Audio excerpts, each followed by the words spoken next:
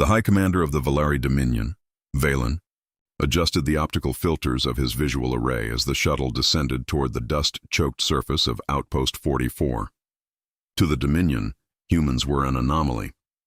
They were physically unimpressive, lacking the armored chitin of the Valari, the bioelectric output of the Zarn, or the hyper-calculative intellect of the Cynthian hive. Yet, in every major border skirmish over the past century, these squishy, oxygen-breathing primates had somehow held the line. Vaelen had come to inspect the latest batch of human cadets at the Sol Coalition Military Academy.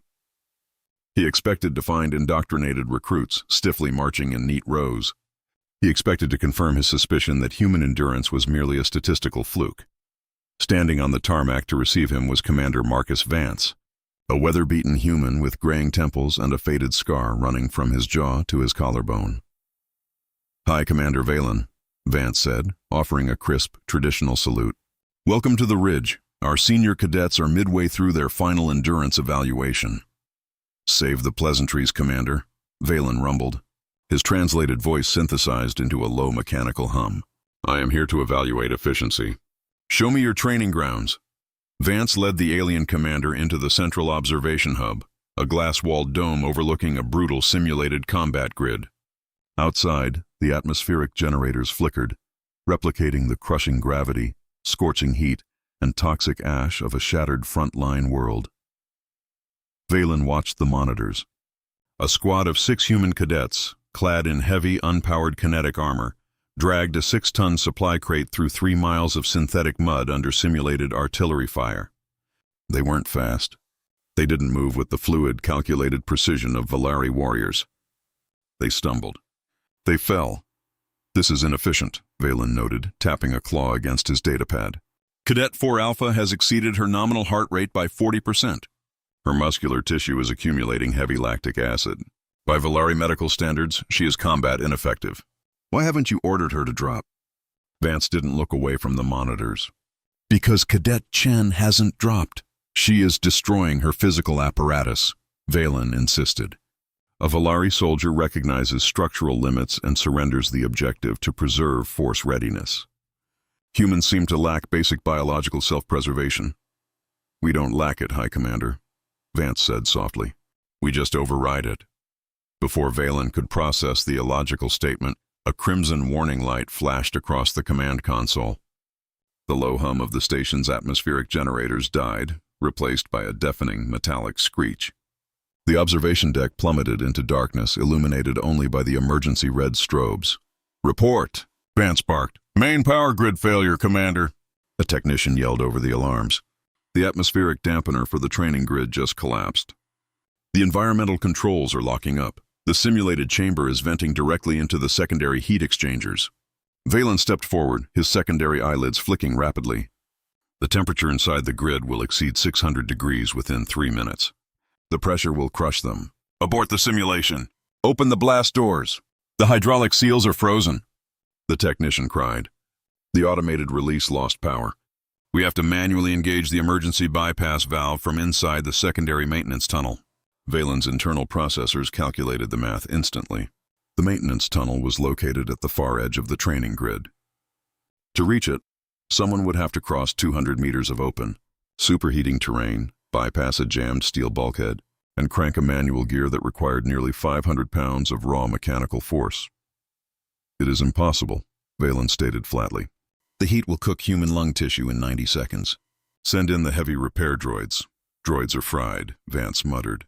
He slammed his fist onto the comms channel. "Cadet Chen, do you read me? The grid is failing. Get your squad into the subterranean bunker, now."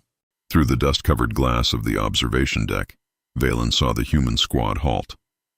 Cadet Chen, a slender woman no taller than 5.5 feet, looked up at the command center. She grabbed her radio transmitter. "Commander, the bunker locks are powered down from the main line." Her voice crackled through the static. "If we go in there, we're trapped when the grid vents." "What about the manual bypass?" "Forget the bypass, Cadet." "That's an order. I see the release valve." Chen interrupted. Vaelen watched in disbelief as Cadet Chen unclipped her kinetic chest plate, stripping off the extra weight. She handed her rifle to a teammate, shoved him toward the lower shelter, and sprinted straight into the blooming inferno of the secondary heat corridor.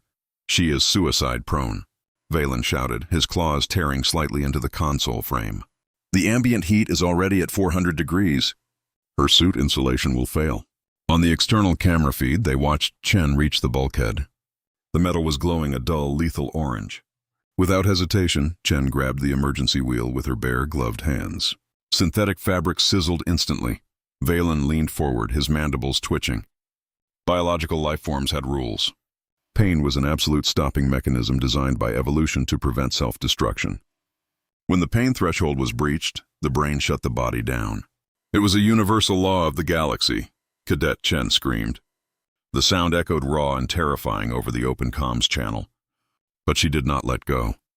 With skin blistering beneath her gear, she braced her feet against the burning bulkhead, threw her entire body weight backward, and pulled. The rusted wheel groaned, moving an inch. "She is exceeding human physical limits by 200%, Vaelen whispered, his optical array whirring as it recalibrated to confirm the data. "Her nervous system should be in neurogenic shock." "Why is she still moving?" "Because her team is in that grid," Vance said, his voice deadly quiet. "And humans don't leave their people behind." With a final agonizing roar, Chen forced the wheel through its full rotation. A heavy hiss of depressurization blasted through the maintenance line. The safety vents blew open, dumping the lethal heat out into the barren atmosphere of the planet. The red lights in the training dome faded back to ambient green. The blast doors slowly unlocked, sliding open with a heavy thud. Inside the grid, the remaining 5 cadets rushed forward, dragging Chen's collapsed form out of the smoking tunnel and onto a medical gurney as the emergency trauma team flooded the floor. Vaelen stood frozen in front of the glass. The simulation was over. The squad had survived. He looked down at his datapad where thousands of tactical algorithms, physical metrics, and biological standard models were displayed. Slowly, with a swipe of his claw, he deleted the entire file. Commander Vance stepped up beside the alien officer, watching the medical team stabilize Cadet Chen on the floor below.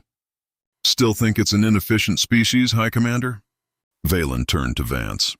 For the first time, the Valari commander did not look down on the human with cold, analytical superiority. He bowed his head, a gesture of profound respect among his kind. "For a century, my empire believed the stories of human victory were exaggerated propaganda," Vaelen said softly, his synthesized voice carrying a weight it hadn't possessed an hour before. "We believed you were simply lucky. But luck is a mathematical variable, Commander. What I just witnessed was a complete defiance of natural law." Vaelen looked back down at the battered, blistered human cadet clinging to life on the stretcher, surrounded by her cheering squad. "Your soldiers do not fight because they believe they can win," Vaelen murmured. "They fight because they refuse to yield. Tell your High Command that the Valari Dominion will be renewing our non-aggression pact. The galaxy is safe only as long as humanity remains our ally."